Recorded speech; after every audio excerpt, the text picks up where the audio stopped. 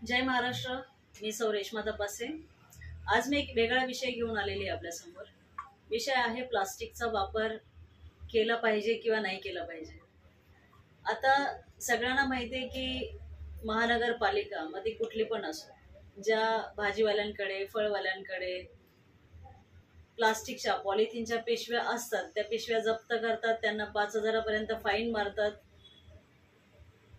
त्याचप्रमाणे हे जे कप आहेत, हे प्लास्टिकचे कप जे आहेत, डिस्पोजल कप जे आहेत, ज्याच्यामध्ये आपण ज्यूस पितो किंवा चहा पितो, किती जणांना माहिती आहे की अशा कप जेव्हा आपण वापरत आणतो अशा कपमुळे आपल्याला कॅन्सर होऊ शकते? किती जणांना माहिती आहे? मला माहिती नाही।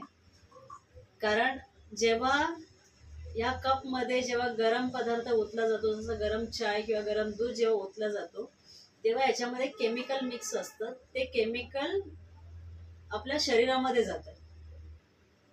हे प्लास्टिक बनण्यामध्ये जे केमिकल मिक्स केलेलं असतं ते आपल्या शरीरामध्ये जातं आणि म्हणून हल्ली कॅन्सरचं प्रमाण वाढलेलं आहे। तेव्हा सर्वांना विनंती आहे की सर्वांनी अशा डिस्पोजल कपचा वापर टाळा, जे आपल्या शरीरासाठी खरोखर घातक आहे।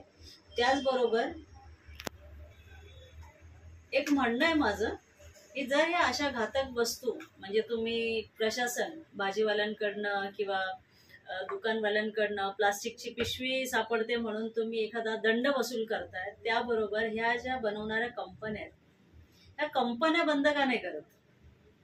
याच्याने जर सर्वांनाच त्रास आहे तर अशा कंपन्या बंद झाल्या पाहिजेत असं मला वाटतं। तुम्हाला काय वाटतं ते कमेंट्समध्ये सांगा। धन्यवाद। जय हिंद, जय महाराष्ट्र।